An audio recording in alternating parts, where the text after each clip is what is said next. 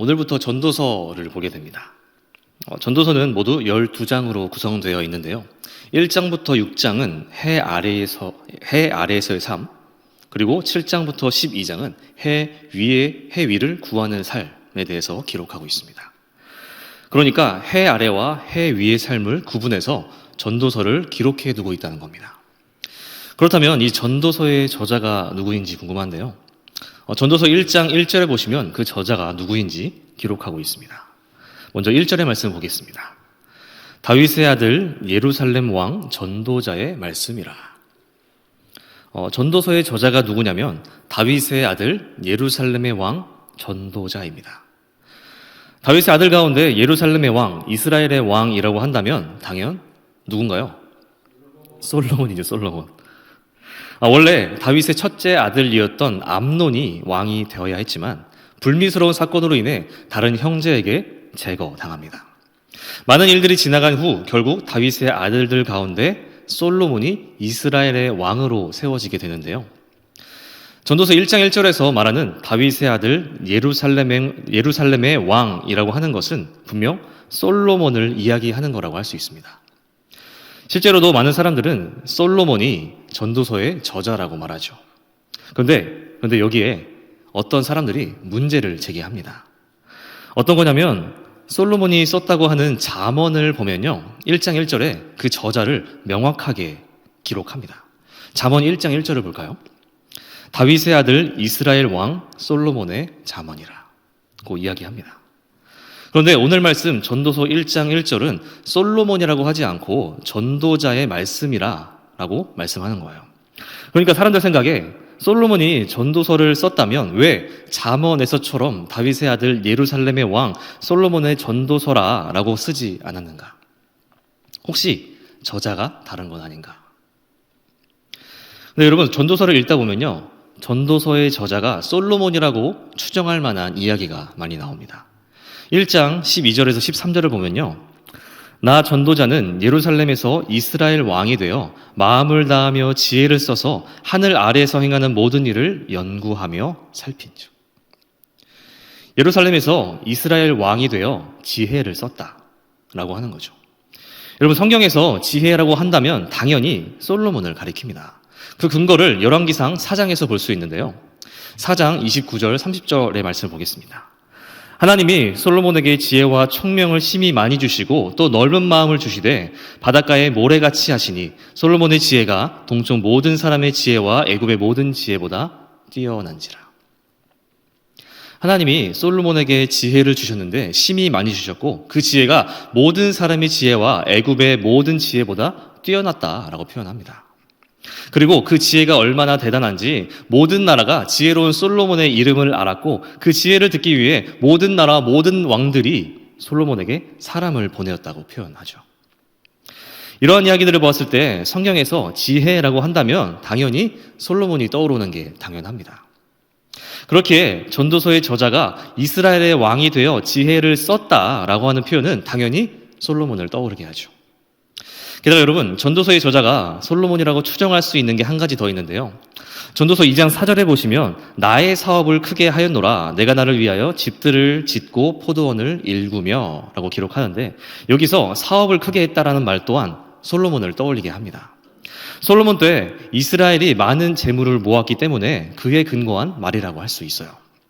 이렇게 전도서의 저자가 지혜로우면서 그리고 부유했다라는 것을 추가로 드러내고 있는데 이것을 보면 누가 보아도 솔로몬이 전도서를 기록하고 있다는 것을 볼 수 있습니다. 그런데 여러분 이렇게 전도서에서 솔로몬을 떠오르게 하는 표현들이 많이 나오지만 전도서 그 어느 곳에도 솔로몬이라는 이름은 단 한 번도 나오지 않아요. 전도서의 저자는요 솔로몬을 추정할 수는 있지만 확실하지는 않다. 틀리다고 말할 수도 없고 그렇다고 해서 또 맞다고 확신할 수도 없는 뭔가 애매모호한 저자인 거죠. 어쨌든 전도서의 저자라고 추정되는 솔로몬이 1절에서 자신을 전도자라고 소개합니다. 이 전도자가 무엇일까요? 전도자. 여기서 말하는 전도자는 신약 성경의 세례 요한이나 사도 바울과 같이 복음을 전했던 사람들과 같이 많은 의미를 가지고 있는 사람입니다. 전도서 12장에 보시면 전도자에 대해서 설명합니다. 12장 9절 10절의 말씀 보겠습니다. 전도자는 지혜자이어서 여전히 백성에게 지식을 가르쳤고 또 깊이 생각하고 연구하여 잠언을 많이 지었으며 전도자는 힘써 아름다운 말들을 구하였나니 진리의 말씀들을 정직하게 기록하였느니라. 전도자는요, 지혜자로서 백성들에게 지식을 많이 가르쳤습니다. 지금으로 따지면 선생님이라고 할 수 있겠죠. 그리고 깊이 생각하고 연구해서 잠언을 많이 지었다고 합니다. 제가 오늘 말씀을 준비하면서 여기저기서 자료를 찾아보니까요, 잠언의 뜻을 알게 되었는데요. 잠언을 한자로 쓰면 이렇다고 합니다. 바늘 잠, 말씀 언. 그러니까 찌르는 말이래요. 찌르는 말. 어떤 우리의 생각과 마음을 찌르는 말이 바로 잠언이라는 거죠. 전도자는 선생의 역할을 하면서 이런 잠언도 많이 지었다고 합니다. 그리고 스스로 생각하면서 연구하는 것에 그치는 것이 아니라 아름다운 말들을 구하고 모으면서 또 진리의 말씀들을 기록하며 또 가르쳤던 사람이 바로 전도자였던 거죠. 여러분, 이게 바로 전도서에서 말하는 전도자입니다. 자, 이 솔로몬으로 추정되는 전도자가 말합니다. 2절의 말씀 볼까요? 전도자가 이르되 헛되고 헛되며 헛되고 헛되니 모든 것이 헛되도다. 전도자, 다른 말로 지혜자라고 할 수 있겠죠. 전도자가 하는 말이 시작부터 심상치 않아요. 보통의 선생들이라면 오늘을 어떻게 살아가야 할지, 또 미래에 대해 어떤 생각과 어떤 태도를 가지고 살아가야 할지에 대한 방법론을 제시할 법도 한데 그런 말을 하는 게 아니라요, 처음부터 헛되고 헛되니 모든 것이 헛되다라고 말합니다. 전도자라고 해서 그의 지혜를 듣기 위해 찾아갔던 많은 사람들이 이런 말을 들었다면 어떨까요, 여러분? 지혜를 듣기 위해 찾아왔던, 기대했던 마음들은 금세 사라지지 않겠어요? 만약 여러분들이 세상을 살아가다가 어려운 일을 당해서 어떤 어른에게 찾아가고 또 멘토에게 찾아갔는데, 찾아가서 나의 어려움들을 다 이야기했는데 그 멘토가 다 듣더니 야, 다 헛되다, 다 부질없다 라고 한다면 어떤 위로받고자 하던 마음, 기대했던 마음들이 금세 사라지고 실망감만이 자리 잡지 않겠어요? 근데 여러분, 전도자가 이야기하는 이 헛됨이라는 말의 의미를 살펴보니까요, 단순히 헛됨이라는 의미보다 더 극심한 의미를 가지고 있습니다. 이 헛됨이라는 말은 히브리어로 헤벨이라고 쓰여지는데요. 헤벨이 가지고 있는 의미가 무엇이냐면 사람의 입에서 나오는 입김, 그리고 수증기 또는 안개라는 의미를 가지고 있습니다. 우리가 숨을 쉴 때 입김은 당연히 나오고 우리 삶의 수증기와 안개는 너무나도 많은 곳에서 볼 수 있습니다. 그런데 헤벨이라는 단어가 정확하게 의미하는 것은 뭐냐면 금세 사라지는 것입니다. 잡고 싶어도 잡을 수 없고 모으고 싶어도 모아지지 않고 잠깐 있다가 금방 사라져 버리는 것, 그것이 바로 헤벨이라는 거죠. 그런데 이러한 의미를 가지고 있는 헤벨이 2절에만 몇 번이 나오나요, 여러분? 2절에만 헤벨되고 헤벨되며 헤벨되고 헤벨되니 모든 것이 헤벨되도다. 사라지고 사라지며 사라지고 사라지니 모든 것이 사라지도다. 단순히 그냥 헛되고 헛되고 또 없어지고 없어지는 게 아니라 헛된 것들 가운데 가장 헛된 것, 사라질 것들 가운데 가장 사라질 것이라는 겁니다. 전도자는 이 정도로 모든 것이 헛되고 헛되지 않은 것이 없다라고 이야기하고 있는 거예요. 그러니까 여러분, 1절, 2절의 말씀을 정리해보면 솔로몬으로 추정되는 전도자가 말하기를 내가 다 누려보고 다 가져보고 인간으로서 할 수 있는 모든 것을 다 해봤지만 결국엔 다 헛되더라. 여러분은 전도자가 말하고 있는 이 헛되다라는 말씀이 얼마나 마음에 와 닿으시나요? 이 말씀을 듣고 어떤 생각이 드세요? 정말 저와 여러분의 인생이 다 헛된 것일까요? 여러분, 제가 오늘 말씀을 읽고 또 묵상하면서 가장 먼저 들었던 생각이 뭔지 아십니까? 전문 용어를 사용하면 어쩌라고? 였어요. 시작부터 헛되고 헛되며 뭐라 쓰여 있는데 이거 뭐 진짜 어쩌라는 건지. 여기서 도대체 어떤 이야기로 말씀을 나눠야 할까? 이런 생각밖에 들지 않더라고요. 근데 여러분, 말씀을 준비하다 보니까 어떤 생각이 드냐면, 전도자의 이 헛되다라는 말이 나에게 말씀하시는 하나님의 말씀이라는 것을 인정해야겠다라는 생각이 들었습니다. 그런 일을 먼저 해야겠다. 그러면서 내가 너무 하나님의 말씀을 너무 안일하게 여기진 않았나. 마치 남의 나라 일처럼, 남에게 하는 일처럼, 남의 일처럼 여기고 있지는 않았나 생각이 들더라고요. 여러분, 성경 어디를 찾아봐도 남에게 하는 말씀 없습니다. 하나님이 나에게 하시는 말씀만 있을 뿐이에요. 나를 사랑하사 나를 위하여 자기 몸을 버리신 거지 남을 사랑하사 남을 위해 죽으신 게 아니라는 거죠. 이 전도자의 이 헛되다라는 말 또한 마찬가지입니다. 전도자의 말처럼 우리 인생의 모든 것은 헤벨입니다. 잡으려고 해도 잡히지 않고 모으려고 해도 모아지지 않고 금방 사라지는 것. 우리 인생의 모든 것들은 사라질 것들로 이루어져 있는 것이죠. 저의 생각을 일반화할 수 없겠지만 혹여나 오늘 전도자의 말씀이 공감이 되지 않고 남의 일처럼 여겨지는 분들이 계신다면 이 또한 하나님의 말씀이라는 것과 이 말씀이 저와 여러분들에게 하시는 말씀이라는 것을 인정할 수 있기를 바랍니다. 그리고 계속해서 보시면 전도자는 3절부터 어떤 것이 헛된 것인지 하나하나 이야기합니다. 3절의 말씀입니다. 해 아래에서 수고하는 모든 수고가 사람에게 무엇이 유익한가? 전도자는 가장 먼저 사람의 수고가 헛되다고 이야기합니다. 모든 사람들은 수고하며 살아갑니다. 저도 마찬가지고 여러분들도 마찬가지일 거예요. 그러나 그 수고에는 분명한 이유가 있습니다.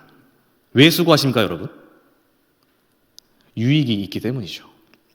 나에게 유익이 있기 때문에 수고하며 살아가는 거예요. 만약 우리에게 유익이 없다면 우리는 굳이 팔을 걷어서 수고할 필요도 없고 아침 일찍 일어날 필요도 없죠. 우리가 살아가는 데 있어서 꼭 필요한 것이 있다면 그건 바로 수고라고 할 수 있습니다. 그런데 전도자는 그것들조차 헛되다라고 말합니다. 사라질 것이라고 말하는 거예요. 우리는 실제로 이런 삶을 살아가고 있지 않나요, 여러분? 어떤 유익을 위해 우리가 우리의 직장에서 학교에서 수고하고 있지만 우리에게 돌아오는 유익들은 그저 스쳐 지나갈 뿐입니다. 매달 월급이 통장에 들어오긴 하지만 며칠 지나면 들어왔었나 싶을 정도로 금방 사라져 버리죠. 그리고 시험 때문에 열심히 공부했는데 시험만 보면 머릿속에 집어넣었던 것들이 금세 사라져 버립니다. 여러분들은 아니더라도 저는 그랬습니다. 그리고 전도자는 우리의 수고와 유익이 헛된 이유를 이야기하는데요. 이 수고와 유익이 헛된 이유가 뭘까요, 여러분? 3절 맨 앞에 이야기하듯이 해 아래이기 때문이라는 거예요. 해 아래. 이것이 무엇을 의미할까요? 하나님과 다른 것을 의미합니다. 고대 히브리 사람들은 하나님은 하늘에 거하시고 사람은 해 아래 살아간다고 표현했다고 합니다. 결국 하나님이 없는 해 아래의 수고와 유익은 모든 것이 헛된 것임을 계속해서 이야기하고 있는 거예요.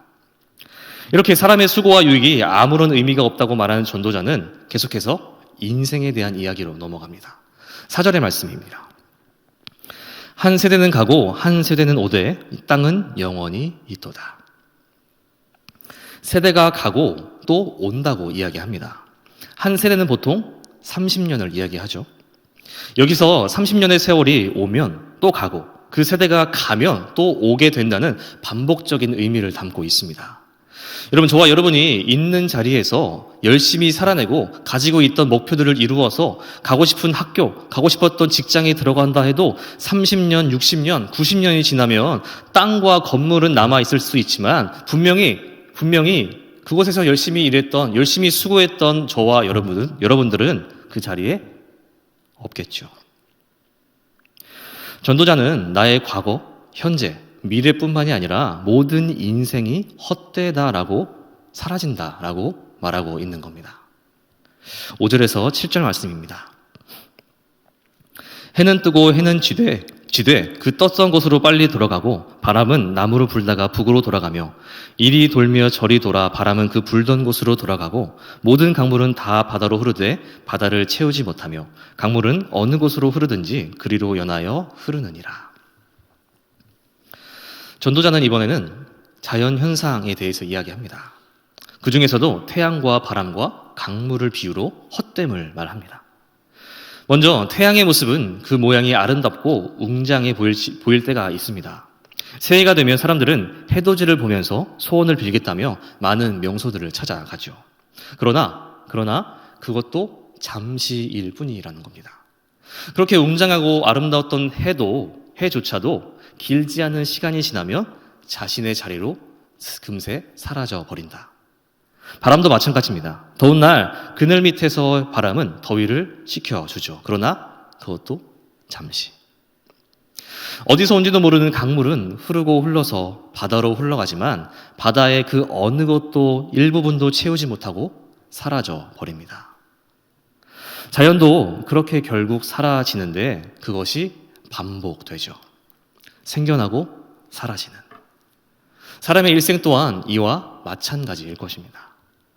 8절, 9절 말씀입니다. 모든 만물이 피곤하다는 것을 사람이 말로 다 할 수는 없나니 눈은 보아도 족함이 없고 귀는 들어도 가득 차지 아니하도다. 이미 있던 것이 후에 다시 있겠고 이미 한 일을 후에 다시 할지라. 자연 현상이 반복되듯이 사람의 일생도 또 반복됩니다. 모양은 다를지라도 부모가 했던 일들을 반복하며 또 가족 관계가 아니더라도 앞선 사람들이 했던 것들을 또 많은 사람들이 계속해서 반복합니다. 심지어 역사도 반복되지 않나요? 거의 100년 전쯤에 소련에서 일어났던 전쟁들이 현 시간에도 러시아에서 일어나고 있습니다. 좋은 것이건 좋지 않은 것이건 우리의 일상 속에 늘 반복된다는 겁니다. 또한 사람들은 언제나 보는 것과 듣는 것을 즐겨합니다. 하지만 보이는 것보다 듣는 것보다 늘 더 새로운 것, 늘 다른 것을 보고 듣기 위해 삶을 반복하며 살아가지만 결국 그것마저도 사라질 뿐이죠. 계속해서 9절, 10절 말씀입니다. 해 아래에는 새 것이 없나니 무엇을 가리켜 이르기를 보라 이것이 새 것이라 할 것이 있으랴 우리가 있기 오래전 세대들도 이미 있었느니라. 언제나 반복되는 인류 가운데 새롭다고 할 만한 것이 없다는 겁니다. 아담과 하와 때부터 사람은 태어나고 성장하고 자라고 노화되고 다시 돌아갔습니다. 그리고 그것이 지금까지도 반복되고 모든 사람들은 이러한 순리에 맞게 반복하며 살아가죠. 그렇게 새로울 것이 없다는 것입니다. 이러한 사람의 일생뿐만 아니라 유행도 돌고 돈다는 말이 있죠. 거의 10년 전에 유행하던 옷, 머리 스타일 이런 것들이 다시 돌고 돌아서 유행을 타게 되고 트로트는 거의 저희 조부모님 세대가 좋아하는 건 줄 알았는데 좋아하는 장르인 줄 알았는데 지금은 모든 세대가 난리가 납니다. 이렇게 우리가 살아가는 세상은 돌고 돌아서 사라지는 일들을 계속해서 반복하고 있다는 겁니다. 마지막 11절 말씀입니다. 이전 세대들이 기억됨이 없으니 장래 세대도 그 후 세대들과 함께 기억됨이 없으리라. 사람들은 반복되는 일상을 살며 또 반복적으로 결국 죽음을 맞이하게 됩니다. 하지만 죽음으로 그 사람은 사라지지만 다른 사람들의 기억 속에 존재하죠. 그러나 그 기억도 결국에는 사라진다는 것입니다. 전도자가 처음에 이야기했던 사라질 것들 중에 사라질 것이 바로 이런 것들 아닐까요? 여러분 사실 여러분 모두가 아시다시피요. 오늘 말씀의 결론은 처음부터 나와 있었습니다. 수고하는 것, 유익한 것, 세대, 대자연, 듣는 것과 보는 것, 그리고 사람의 기억조차 모든 것이 헛되다는 겁니다. 여러분 어떻습니까? 말씀의 내용들을 살펴보니까 너무나도 허무하고 어찌 보면 암울하기까지 합니다. 말씀 서두에 전도자의 의미를 말씀드리기로 지혜를 가르치는 사람이라고 했는데 지금 전도자가 하고 있는 말은 지혜로서 오늘 하루를 살아가게 하기는커녕 모든 삶의 의욕들을 무력화시켜서 오늘을 살기조차 힘들게 만드는 것처럼 느껴집니다. 과연 우리의 삶의 모든 것이 다 헛된 것일까요? 전도자가 여기서 말하고 싶은 것이 무엇일까요? 여기서 전도자가 말하고 싶은 것은요, 우리는 좀 달라야 한다는 겁니다. 보통의 인생은 늘 반복하며 사라질 것들을 추구하며 살아가지만 우리는 그들과는 다른 사람, 다른 인생을 살아가야 한다는 거죠. 무엇이 헛된 것인지 분명히 알고 헛되지 않은 것이 무엇인지 분명하게 아는 사람. 적어도 예수님을 믿는 사람들은 그런 삶을 살아야 하지 않을까요? 우리에게 있어서 헛되지 않은 것이 무엇인가요? 3절에서 전도자는 해 아래서 수고하는 것들, 그러니까 하나님과 상관이 없는 수고와 유익, 그리고 모든 것은 헛되다고 말합니다. 그렇다면 그 반대되는 것들이 헛되지 않은 것입니다. 결국 하나님으로 인한, 하나님을 향한 모든 것들이 헛되지 않은 것들인 거죠. 사라지지 않을 것들. 여러분, 우리는 이미 예수님으로 인해서 새 사람이 된 사람들입니다. 이미 세상과는 다른 사람들인 거예요. 그런데 이미 새 사람 된 우리가 예수님 안에서 더 빛이 나려면 세상과는 다른 삶을 살아야 합니다. 저와 여러분은 얼마나 다른 사람으로 세상을 살아가고 계신가요? 혹시 많은 사람들이 헛되다고 말할 때, 허무하다고 말할 때, 나 또한, 여러분 또한 헛되다, 허무하다라고 함께 말하며 살고 있진 않나요? 적어도 다른 사람이라면, 예수님 안에서 새로운 사람이 되었다면, 우리는 헛된, 허물을 말하는 그 가운데에서, 그러니까 예수님밖에 없지, 라는 말을 할 수 있어야 할 것입니다. 오늘 11월 마지막 주를 보내고 이제 다음 주부터 12월로 접어듭니다. 오늘부터 대강절이 시작되었죠. 대강절은 예수님을 맞이하기 위해 기다리고 또 준비하는 시간입니다. 대다수의 사람들은 연말을 맞이하고 또 기대하면서 작년에 했던 자신들이 해왔던 일들을 반복할 겁니다. 누군가는 즐기는 시간으로, 또 누군가는 어떤 이벤트가 있는 축제의 날로 보내겠죠. 그러나 여러분, 오늘 우리는 달라야 합니다. 다른 일들을 반복해야 하는 거예요. 누군가는 헛된 일들을 반복하며 살아갈 때 우리는 헛되지 않은 것들을 반복할 수 있기를 바랍니다. 예수님을 기다리고 예수님을 맞이할 마음의 준비를 하는 것. 그리고 그날이 되었을 때에 누구보다 예수님의 탄생을 함께 기뻐할 수 있는 다른 사람들이 될 수 있기를 바랍니다. 여러분, 오늘 제가 결단 찬양을 찾아보다가 우연히 오랜만에 찾아본 곡이 있는데요. 주 없인 살 수 없네 라는 곡입니다. 그 가사를 읽어드리면, 세상 다 변하고 삶의 끝이 와도 주 없인 살 수 없네. 주만이 내 영광, 변치 않는 진리, 주 없인 살 수 없네. 내 인생의 등대, 내 삶의 소망, 내 주 없인 살 수 없네. 여러분, 이 고백이 다른 사람, 즉 우리의 고백이 될 수 있기를 바랍니다. 우리가 이렇게 다른 사람으로 살아갈 때에, 세상과는 다른 고백을 하며 살아갈 때에 우리에게 또 다른 하나님의 은혜가 주어지지 않을까요? 그렇게 헛된 세상 속에, 사라질 세상 속에서 헛되지 않은 것, 영원하신 하나님을 찾으며 따라가며 하나님을 고백하는 저와 여러분들 될 수 있기를 바랍니다.